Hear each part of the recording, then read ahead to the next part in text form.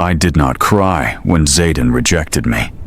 Not because I was strong, not because it did not hurt, but because somewhere deep inside me, in the part that had always been quieter and more honest than the rest, I had already known it was coming. You do not spend 2 years with someone and miss the slow cooling of their attention. You do not watch a person's eyes change the way he changed and tell yourself nothing is shifting.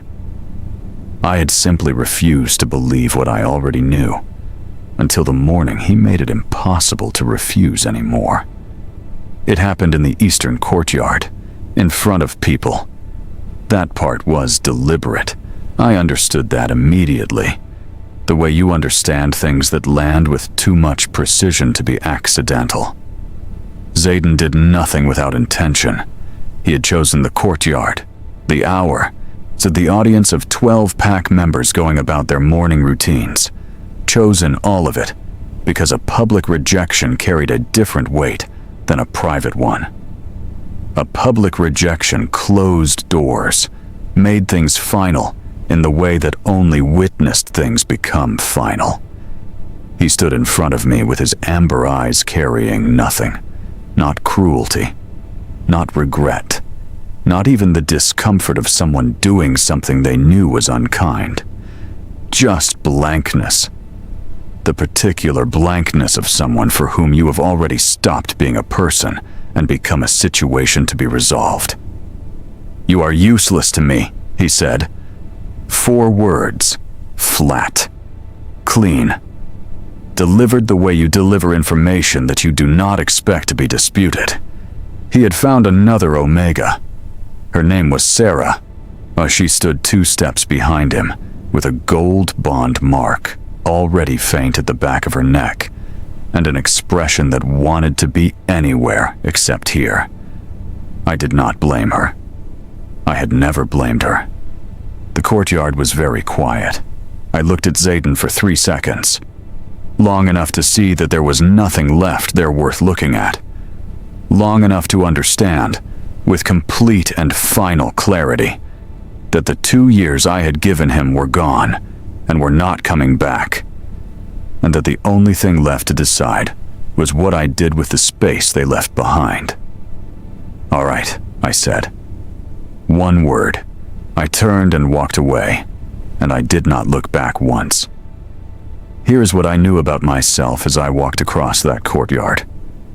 I was a null Omega, the only one in the Duskfall pack, and possibly one of only a handful in the entire region. The healers had never been clear on the numbers, because null Omegas were rare enough that the records were incomplete and contradictory. What null meant, according to every authority I had consulted in 19 years, was simple. I could not feel bond marks, could not receive them, could not sense them, could not participate in the biological architecture that held our entire social world together. I was, in the language of that world, broken. I had heard the word so many times that it had stopped landing with any particular force. It had simply become part of the texture of my existence, the background radiation of a life built inside a designation that didn't fit the expected shape. I had adapted. I had built routines and small dignities, and a careful life that worked within the constraints of what I supposedly was. Zayden had been the one exception I allowed myself, the one place I reached for something beyond the careful small life. And now that was gone too, and I was walking across the courtyard in the early morning light, with the cold air on my face, and the sound of 12 people watching me leave, and I felt free. That was the thing I had not expected. Underneath the pain, underneath the cold confirmation of the thing I had known and refused to know. Free. Like a door I had been leaning against for 2 years had finally opened, and I had stumbled forward into open air.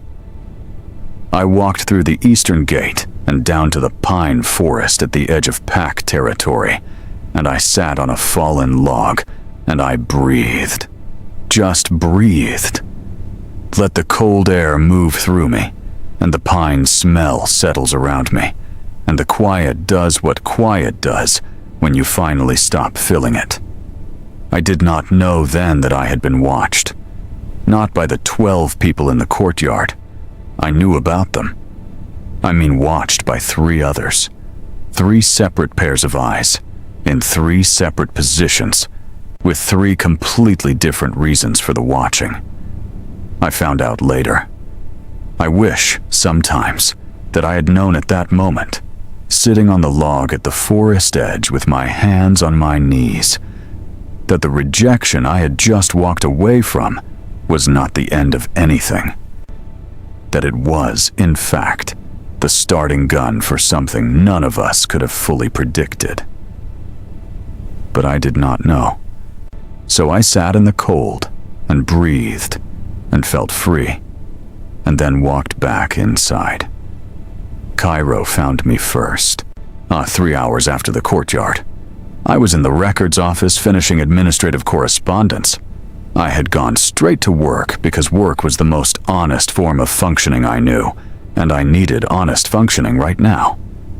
My supervisor Corvin had looked at me when I walked in with the expression of someone who had already heard and had decided correctly that what I needed was not a conversation about it.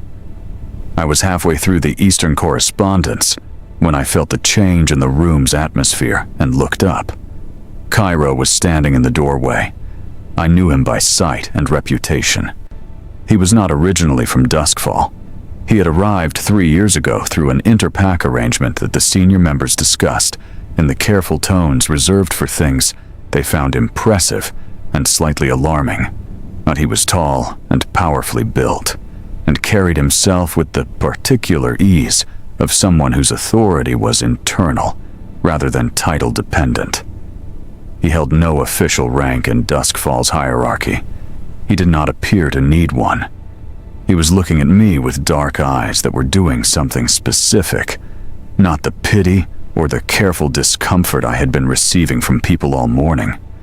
Something more focused, more deliberate. The look of someone who has been waiting for a particular moment and has just recognized it. "Ren," he said. "Yes," I said. "Do you know what a null omega actually is?"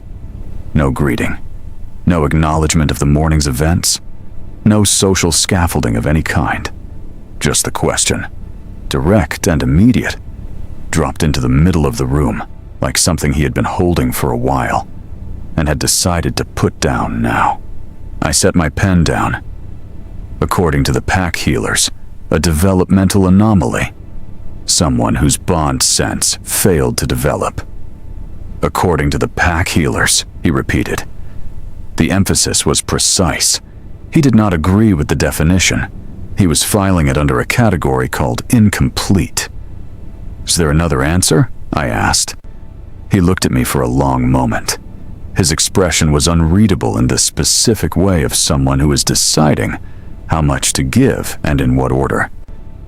"Yes," he said, "a significantly different one." "Then tell me." "Not here." He glanced at Corvin's closed office door. "Tonight. The western overlook at the 8th hour. Come alone." He did not wait for my answer. He pushed off the doorframe and walked away down the corridor with the unhurried certainty of someone who had not considered the possibility of refusal. I looked at the empty doorway for a moment. Then I picked up my pen and went back to the correspondence. But my hands were not quite steady. Lucienne came to me at dusk. I was in the small garden behind the east wing, the only space in this entire compound that was mine without negotiation, claimed by years of consistent presence until others had simply stopped walking through it. I was sitting on the bench with my journal open, but unwritten in, watching the last light leave the sky. He knocked on the garden gate. The gate had no lock. Anyone could have walked in. He knocked anyway. I looked up. "Come in." He was nothing like Cairo physically. Slim, quiet, with light gray eyes, and the kind of stillness that made spaces settle rather than tense. I knew him as a Northern Pack liaison, and though the word liaison seemed insufficient for whatever he actually was. He had been in Duskfall for 2 months, and in that time had said very little publicly and observed a great deal privately. The kind of person who was easy to underestimate right up until the moment they said something that made you understand they had been 3 steps ahead the entire time. He sat on the low stone wall across from my bench without being asked, left appropriate space between us, looked at me with those gray eyes that were doing something entirely different from what Kairos had done. Not calculating, not assessing, simply present. The full undivided quality of someone who had decided that this moment and this person were the only thing currently requiring their attention. Today was a hard day, he said. Not a question, not a preamble to advice. Just a plain statement, offered and then left alone. Yes, I said. It was. He nodded. Let the acknowledgement be what it was without pushing it toward anything. I have been wanting to speak with you for some time, he said after a moment. I kept finding reasons to wait. Today, I decided that waiting was its own kind of failure. About what? I asked. About what you are. He held my gaze steadily. Not what the healers decided. Not what Zayden decided this morning.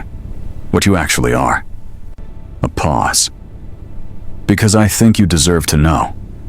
And I think the people who understand it have been quiet for reasons that had nothing to do with your well-being. The garden was still. The last gold was going out of the sky. Tell me, I said. Tomorrow, he said. Tonight you have carried enough. Tomorrow, if you are willing, I will tell you everything. I wanted to push. The thread he had placed in my hands was pulling hard, and I am not a naturally patient person.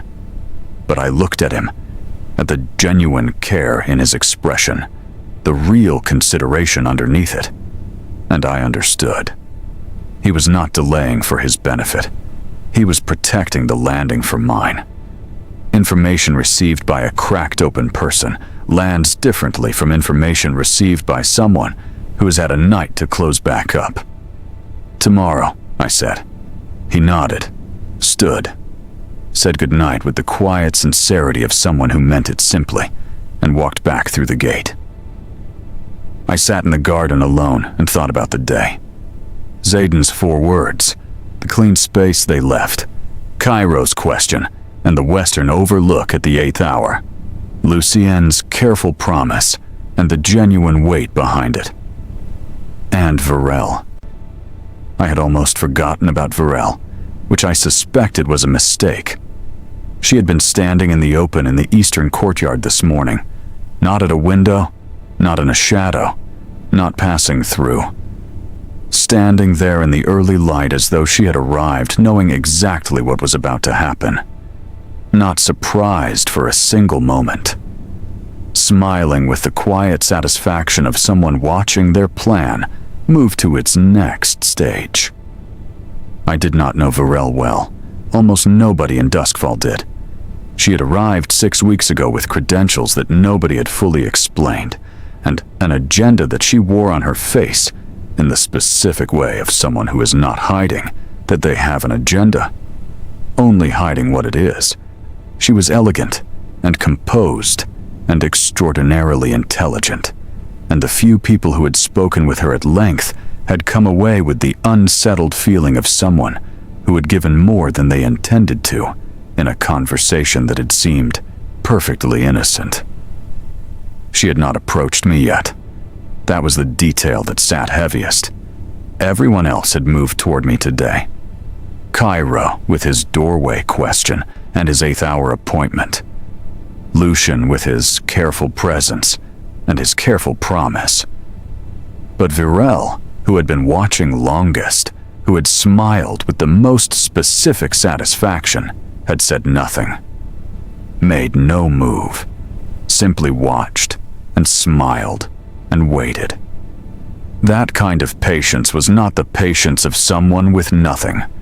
It was the patience of someone who had the most and knew it and was in no hurry because they were certain the thing they were waiting for would arrive on its own schedule.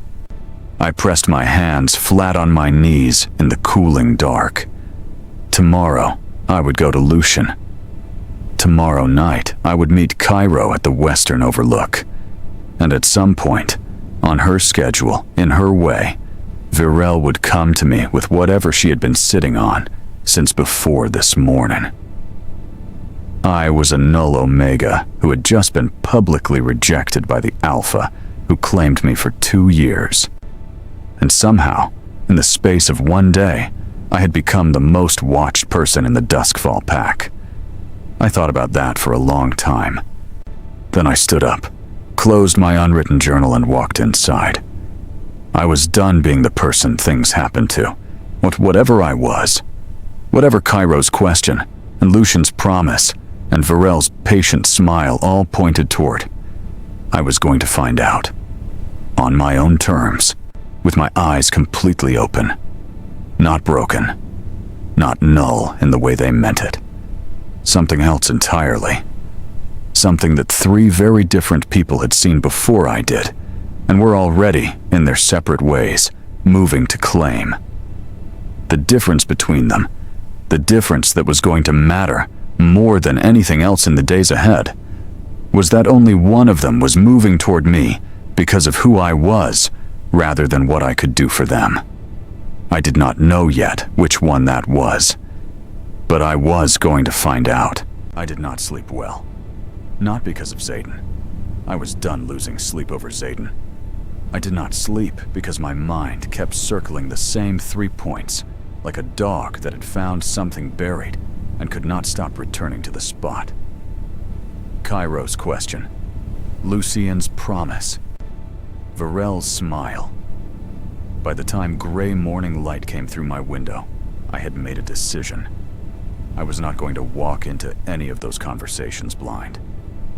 Before I let anyone tell me what I was going to find out everything the pack records already contained about null omegas, and I was going to read it myself, with my own eyes, and form my own understanding.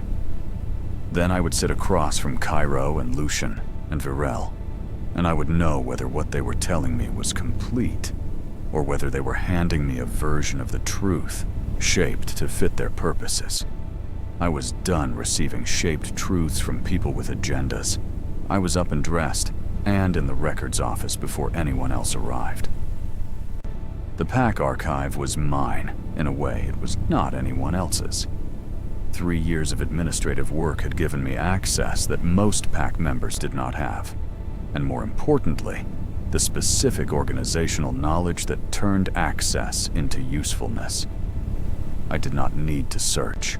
I knew exactly where the designation records lived, which cabinet held the historical files, and which section of the restricted shelf contained the older texts that predated the current pack leadership. I pulled everything that mentioned null omegas. There was not much.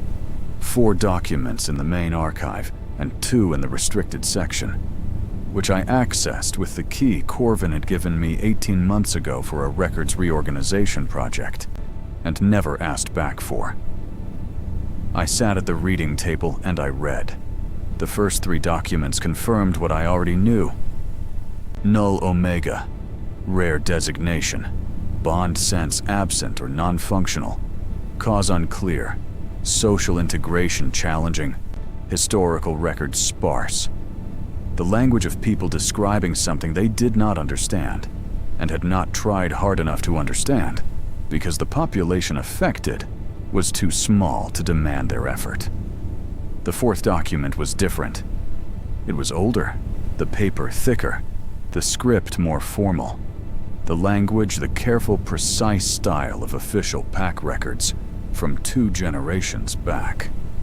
It was a report filed by a pack elder named Sorel, dated 40 years ago, documenting the only other null omega in Dusk Fall's recorded history. A young man named Kale, who had lived in the pack for 6 years before disappearing. The record used the word disappeared with a specificity that suggested it was not voluntary, at age 22. I read the report 3 times. Then I opened the first restricted document, and everything I thought I understood about myself rearranged into a completely different shape. A null omega does not have an absent bond sense. That was the first thing, the fundamental thing, the correction on which everything else depended. The bond sense was not missing. It was not broken. It was not a developmental failure or a biological irregularity or any of the other clinical failures the healers had filed me under for 19 years. It was unanchored. A normal omega's bond sense was fixed, oriented toward alpha bonds specifically, shaped by biology to respond to the particular frequency that alpha marks operated on. It wasn't a choice. It was not a skill.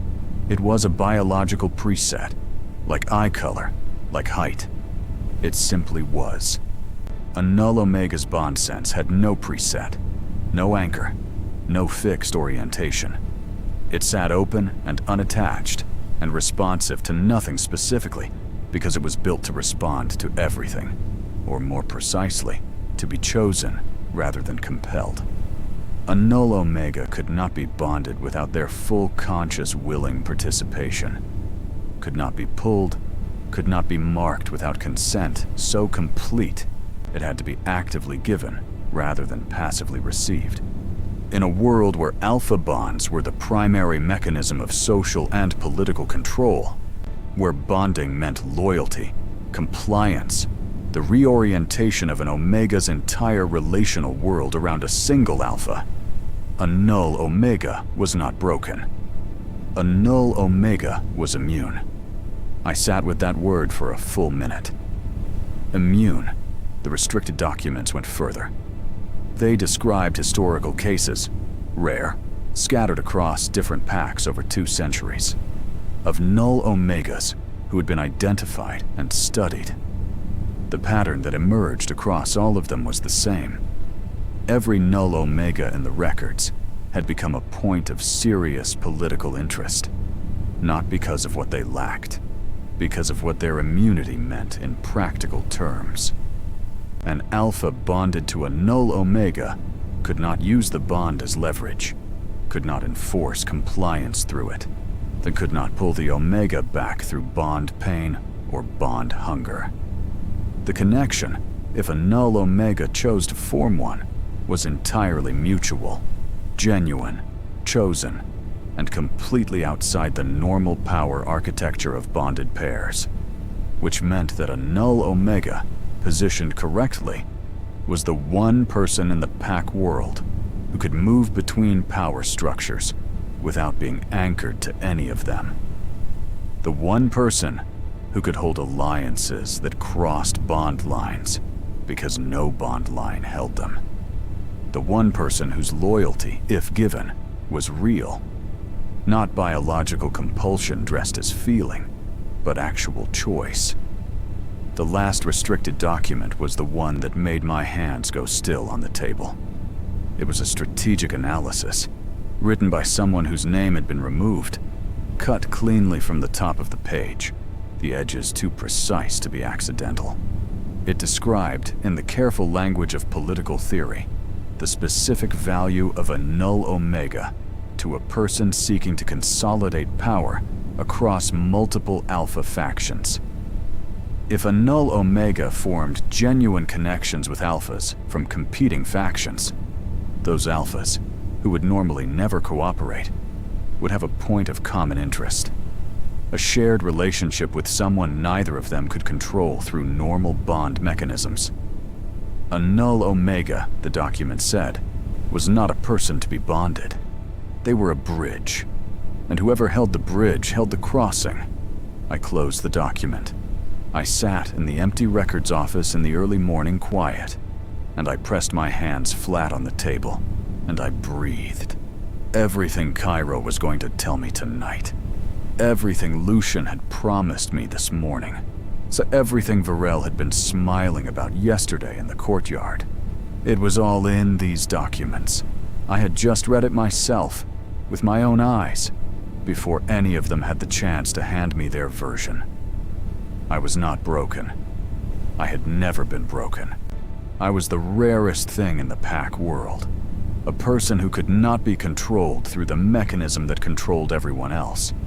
And at least 3 people in the Duskfall pack had known this before I did, and had been circling me for reasons that had nothing to do with who I was as a person. The question was, which of them had been circling for the right reasons? Lucien was waiting for me in the garden at the first hour. He was sitting on the low stone wall when I arrived, and with his gray eyes and his quiet presence, and a small clay cup of tea that he held out to me when I walked through the gate without saying anything first. I took it. I sat on the bench. I looked at him. "You already know," he said. Not a question. "I read the restricted archive files this morning," I said. "The Sorrel report and the strategic analysis, both of them." Something moved in his expression. Not surprise. He recalibrated too quickly for it to be surprise. More like the expression of someone who has just had their hypothesis confirmed in a way that pleased them. "You went to the source before coming to me," he said. "I do not receive information passively anymore," I said. "Tell me what you know that the archive files don't." He was quiet for a moment, choosing, the way he always chose, with care, and with the understanding that precision mattered. "The archive files tell you what a null omega is," he said. "They do not tell you what is currently happening because of what you are." He set down his own cup. 3 weeks ago, the senior alphas of 4 major packs, Duskfall, Embervale, the Northern Crest, and the Ashford pack, entered into a private negotiation about territorial consolidation. The negotiation stalled immediately because no single alpha faction trusts any of the others enough to make concessions. The power balance is too even. Every move one faction makes is read as aggression by the others. I watched him, and someone realized I existed.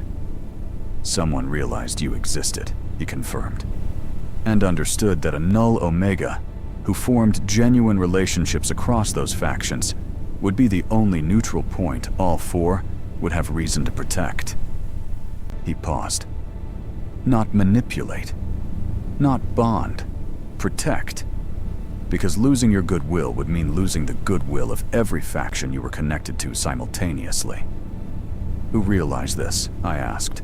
He held my gaze steadily. "Cairo brought it to the table. He is the one who identified you specifically. He presented the analysis to the negotiating parties 2 weeks ago." The clay cup was warm in my hands. I kept my expression neutral. "And you?" I asked. "Why are you here?" "Because I was in that negotiation room when Cairo presented his analysis," he said quietly. "And I watched 4 powerful alphas look at a document describing a 19-year-old null omega who had just been rejected by his pack's second-ranked alpha. And I watched them begin discussing how to approach you as though you were a resource to be positioned." He paused. "And I left the room and came to Duskfall because I thought you deserved to know before anyone made a move." The garden was very quiet. "Why does it matter to you?" I asked. He did not answer immediately. He looked at me with those gray eyes, and for the first time since I had met him, the careful composure slipped slightly, just at the edges, just enough. "Because you reminded me of someone," he said. "Someone who was also told for a long time that they were broken. Someone who was also circled by people who understood their value before they understood it themselves." A pause. And because I have spent enough time in rooms full of powerful people discussing other people's lives to know that the person being discussed almost never benefits from the discussion. I looked at him for a long moment. I believed him. Not blindly. I had made a rule about blind belief, and I intended to keep it. But I believed him the way you believe things that do not arrive performing their own sincerity. He had not come to me with warmth engineered to open me up. He had come with information and an honest answer to a direct question, and the specific discomfort of someone doing something that was costing them something inside a political structure they were still part of. "Thank you," I said. He nodded once. "Then, Cairo will tell you a version of this tonight. His version will be accurate. He is not a liar. But it will be framed around opportunity, around what is possible for you now that you understand what you are." He held my gaze. "Make sure you also ask him what is possible for him." He stood, said goodbye with his quiet sincerity, and left me alone in the garden. Cairo was already at the western overlook when I arrived that night. He was standing at the stone railing looking out at the dark valley below with his arms crossed, and the particular stillness of someone who had been waiting and was not going to perform impatience about it. He heard me approach and turned, and his dark eyes moved across my face with immediate sharp attention. "You read the archive files," he said. "Before breakfast," I said. Something that might have been appreciation crossed his expression. He gestured to the bench along the overlook wall. I sat. He remained standing. Not deliberately, I thought. It was simply how he occupied space. "Then I will skip the explanation," he said, "and tell you the part the archive files don't contain." "Lucian already told me about the 4-pack negotiation," I said. "And your analysis?" A pause. His expression shifted, recalculating, reassessing the conversation he had prepared for. "He came to you first," he said. "This morning." He was quiet for a moment. Then he uncrossed his arms and sat on the railing, looking at me directly. "Then I will be completely honest with you," he said, "because you have already received the version of this that is designed to make me look calculating. And arguing against that framing without acknowledging it would be its own kind of dishonesty." I said nothing. I waited. "I identified you 3 weeks ago," he said. "I did present your situation to the negotiating parties. I did frame it strategically." He held my gaze without flinching. "I also spent the last 3 weeks watching you from a distance and understanding that the analysis I presented was accurate, but incomplete." "Incomplete how?" I asked. "It treated you as a position," he said. "A point on a map. It did not account for the fact that you are a person who has been carrying a false understanding of yourself for 19 years, who was publicly humiliated yesterday by someone who never deserved you, and who walked away from that humiliation and went straight to work because you are the kind of person who functions through difficulty rather than collapsing into it." He paused. The analysis did not account for any of that, and the analysis was therefore wrong in ways that matter. I looked at him carefully. "Are you telling me this because you mean it, or because Lucian getting to me first changed your approach?" He did not look away. "Both," he said. "Lucian getting here first meant that performing sincerity was pointless. But both things can be true. I can have recalculated my approach and also genuinely mean what I am saying." I respected that answer more than I would have respected a cleaner one. "What do you want from me?" I asked directly. "I want you to understand your own power," he said. "Completely. Not the version I present, and not the version Lucian presents. The full version, assembled from everything you can find, including what we both tell you. He leaned forward slightly. Because what you are, Ren, is not a bridge for other people to cross. It is not a neutral point in someone else's political game. What you are is the only person in this entire situation who cannot be controlled. He paused. And that means the only person who gets to decide what happens next is you. The valley was dark below us. The night air was cold and clean. I sat with everything. The archive documents, Lucian's careful honesty, Cairo's recalculated directness, and the third person I had not yet spoken to, the one who had been smiling in the courtyard, the one who had still not moved. There is something else, I said. Virel. Cairo's expression changed. The composure did not crack, but it tightened slightly at the edges. Yes, he said. You know why she is here. I have a strong suspicion, he said carefully. Tell me. He looked at me for a long moment. She is not here for the 4-pack negotiation, he said. She is operating on a separate agenda entirely. One that predates the negotiation by at least a year. A pause. She knew about you before I did, Ren. She has known for a long time.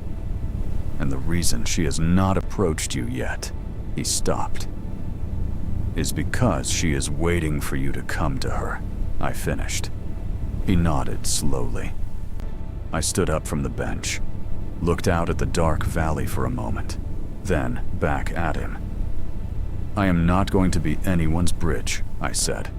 I am not going to be anyone's position on a map. I'm not going to be the neutral point in a negotiation that nobody bothered to ask me about. My voice was even and quiet, and carried everything I meant. But I am going to find out exactly what Virel knows, and I am going to find out on my terms. Cairo looked at me with dark eyes that were doing something new now. Something that wasn't the calculation of 3 weeks ago, and was not the recalibrated honesty of tonight. Something that had no strategy in it at all. You are not what I expected, he said quietly. Nobody ever is, I said. When they actually look. I walked back toward the compound alone in the dark, and I felt, moving through me like something waking up after a very long sleep, the full extraordinary weight of what I now knew. Not broken, not null in the way they had meant it. Unanchored, immune, uncontrollable. And somewhere in this pack, a woman who had known all of that before anyone else was waiting for me to walk through her door. Tomorrow, I decided. Tomorrow, I will walk through it. I found Virel before she found me. That was intentional. Everything from this point forward was going to be intentional. Every conversation entered on my terms. Every door walked through by my choice. Every person who wanted something from me met on ground I had chosen rather than ground they had prepared.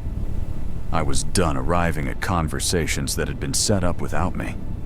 Done receiving situations other people had designed. Virel was in the West Wing guest quarters. The good ones. The ones reserved for visitors of significance. I knocked on her door at the 7th hour, before breakfast, before the compound was fully awake. If she was surprised to see me, she did not show it. She simply stepped back from the doorway with that composed, elegant movement that seemed to be her natural state, and said, I wondered when you would come. I expected yesterday. I wasn't ready yesterday, I said. And today? Today, I am ready. She studied me for a moment with sharp, dark eyes that were doing something I had not seen from Cairo or Lucian. Not assessing my value, not measuring my usefulness. Reading me, the way you read something complicated, that you have been thinking about for a long time and are finally holding in your hands. "Come in," she said. Her room was neat in the specific way of someone who had been traveling for a long time and had made a practice of making temporary spaces orderly. One bag, fully packed, near the wall. Documents on the desk arranged in precise stacks. A single personal item on the windowsill. A small framed photograph that I did not look at closely enough to identify before she sat down and drew my attention back to her. She did not offer tea. She did not make small talk.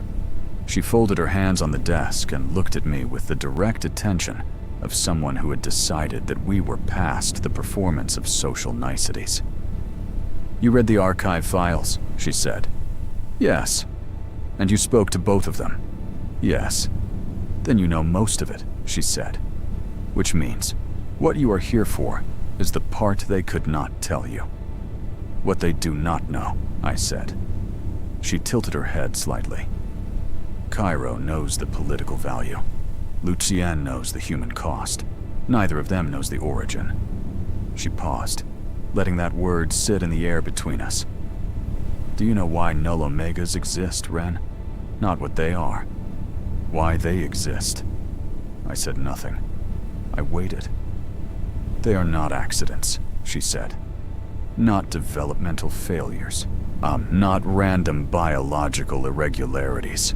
Her voice was steady and precise. "They are the result of a specific bloodline. Old. Older than any currently operating pack structure.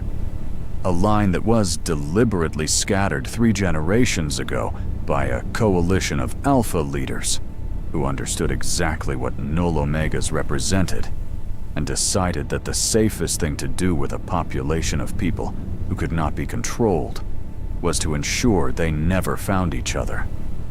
The room was very quiet. "They scattered the bloodline," I said slowly, "across 12 packs, changed the records, reclassified null omegas as anomalies rather than a designation, made sure they grew up believing they were broken rather than understanding what they actually were." She held my gaze. "So that they would never organize, never understand their collective immunity, never realize that a null omega can not only resist individual bond control, they can, under specific conditions, disrupt existing bonds in their proximity, not break them, but create enough interference that the compliance mechanisms stop functioning cleanly." I felt the blood leave my face. "That is why the political interest," I said. "That is why the political interest," she confirmed. "Cairo sees a bridge.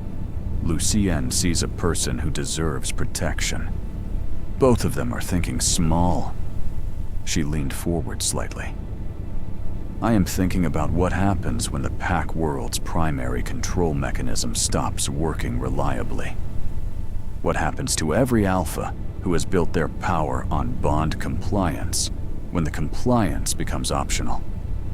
"Everything changes," I said. "Everything changes," she said. "The entire structure. Every bonded pair renegotiated from the ground up. Every political alliance that depends on bond loyalty reassessed." She paused. 3 generations ago, the Alpha Coalition decided that was too dangerous and scattered the bloodline. Someone in this generation has decided to reassemble it. "You," I said. She did not confirm or deny immediately. She looked at me with those sharp eyes, and I looked back at her, and we sat in the specific silence of 2 people who were deciding, simultaneously, how honest to be with each other. "I want to show you something," she said. She opened the desk drawer and placed a single document in front of me. I looked at it. It was a bloodline record, old paper, formal script. At the top, a family designation I did not recognize, running down the page, a lineage. Names, connections, branches spreading outward across generations. My name was at the bottom, and 3 lines above it, her name. I looked up at her. "We are related," I said. "Distantly," she said. "The same scattered bloodline. I found my own records 4 years ago. I have spent the time since then locating the others." A pause. "You are the 7th null omega I have found. You are also the only one currently embedded in a pact with active multi-faction political negotiations, which makes your position the most strategically significant of all of them." I looked at the document for a long moment. At my name at the bottom of a lineage I had never known existed. At the evidence of a history that had been deliberately taken from me before I was old enough to know it was mine. "What do you want from me?" I asked. "I want you to understand what you are completely," she said. "Not the political version, not the protected version. The full version. History, bloodline, capability, and choice." She held my gaze. "And then, I want you to make a decision with complete information. Not for me, not for Cairo, not for Lucian, for yourself." "And if my decision does not serve your plan?" I asked. "Then it does not serve my plan," she said simply. "I have spent 4 years reconstructing a bloodline that was scattered specifically to prevent people like us from having choices. I am not going to become the next person who takes your choice away in order to serve a larger agenda." Something moved in her expression. Something real underneath the composure. "I know what it cost you to grow up believing you were broken. I grew up believing the same thing. I am not doing that to you or anyone else in this line." I sat with that for a long moment. I believed her. Not completely. I was not in the business of complete belief anymore. But enough. Enough to understand that of all the people who had moved toward me in the last 2 days, she was the only one whose interest in me was not located primarily in what I could do for their existing plans. Her interest was located in the bloodline we shared and the history we had both been denied. That was not nothing. "I need time," I said. "You have it," she said. 3 days passed. I spent them the way I had spent the morning after Zayden's rejection. Working, reading, thinking with the careful precision of someone assembling a complete picture before making a move. I spoke to Lucian twice more. I spoke to Cairo once, but I avoided Varel not out of distrust, but out of the understanding that I needed to think without her specific gravity pulling at me. Zayden found me on the 2nd day. I had been expecting it. The rejection had been public, and now the renegotiation would be public. That was how Zayden operated. Everything performed for an audience.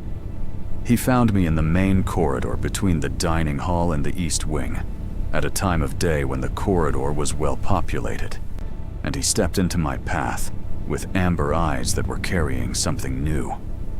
Not the blankness of 3 days ago. Something more complicated.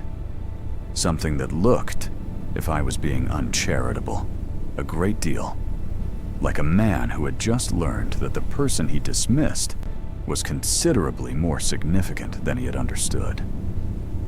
"Ren," he said. "Zayden," I said. I did not stop walking. I adjusted my path around him and kept moving. He fell into step beside me. "I need to speak with you." "You spoke to me 3 days ago," I said. 4 words, very complete. "I was wrong," he said. I stopped.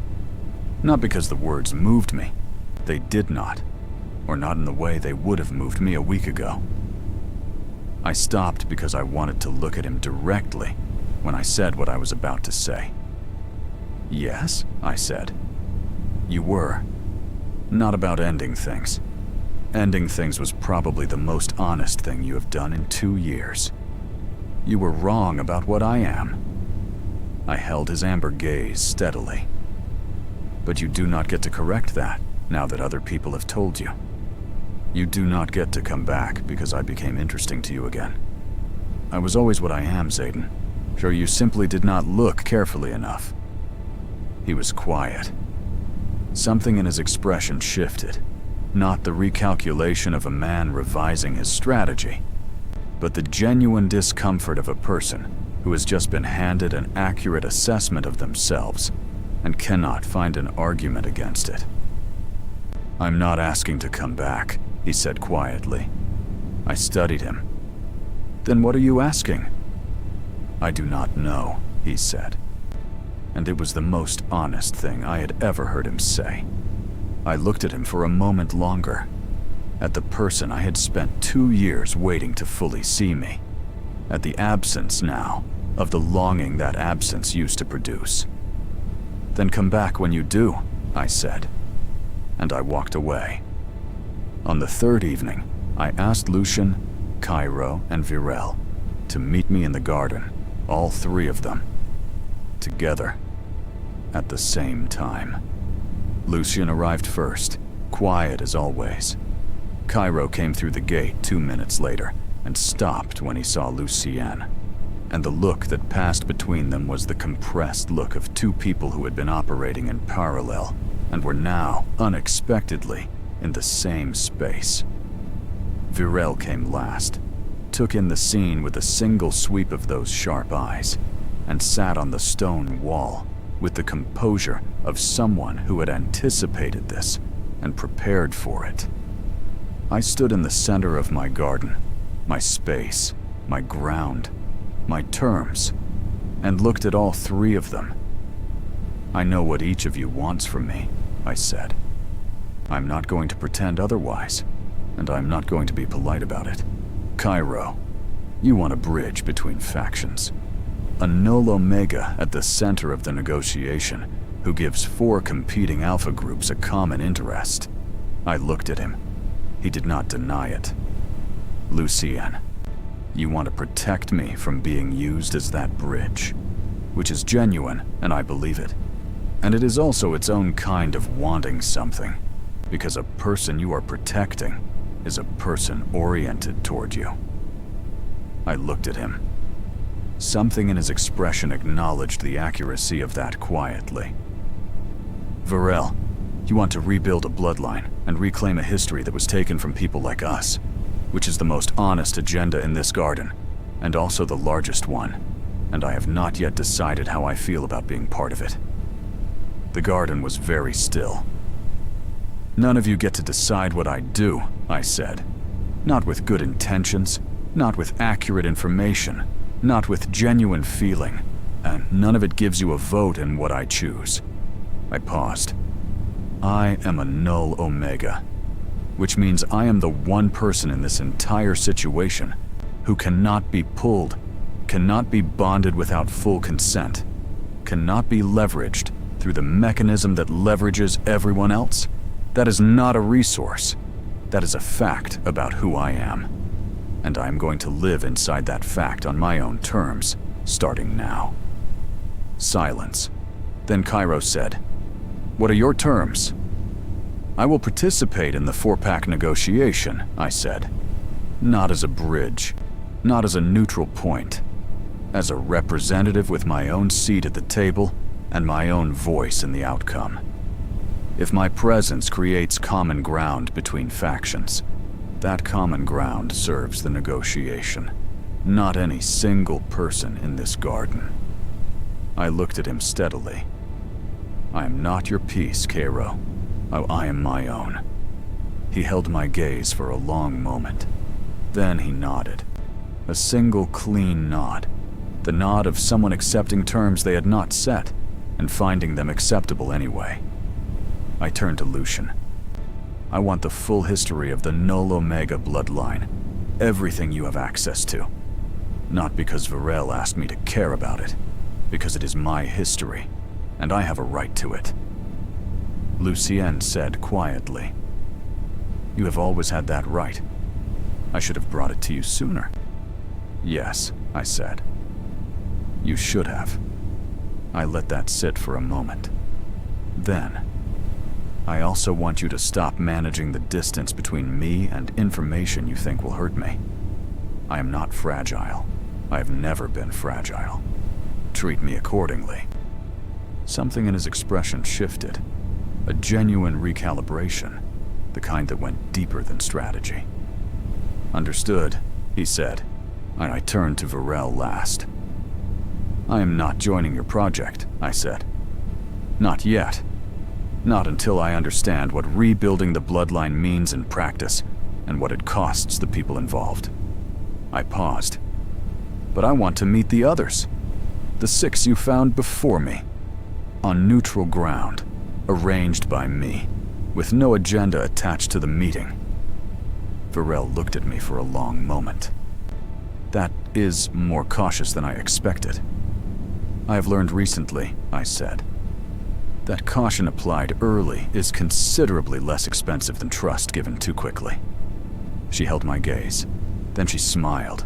Not the courtyard smile. Not the smile of someone watching their plan advance. Something smaller and more real.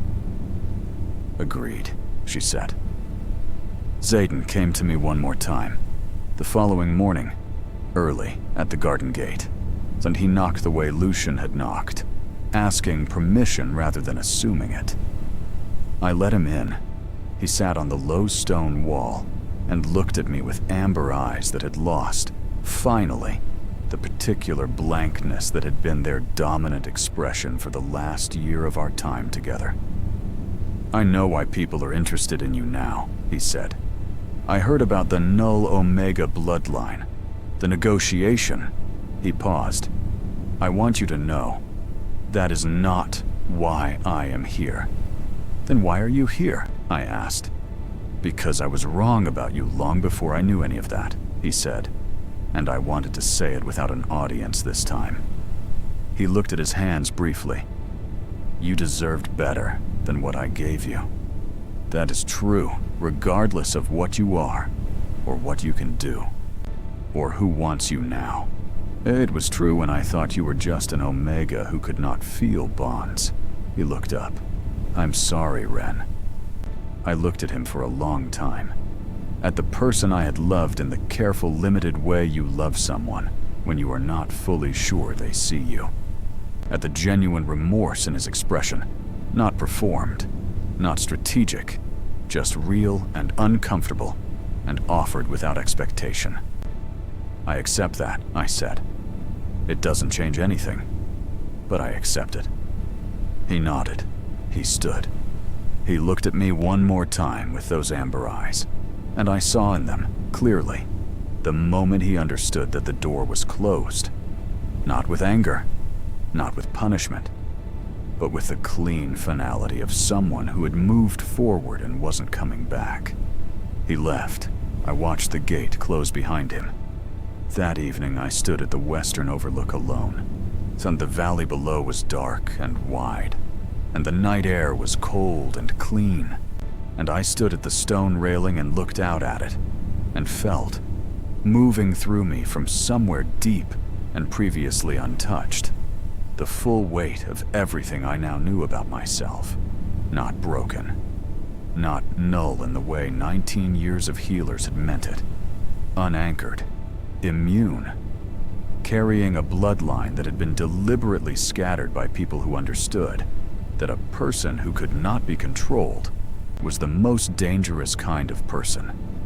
Surrounded by 3 people, calculating, protective, searching, who each wanted something from me that I had not yet fully decided to give.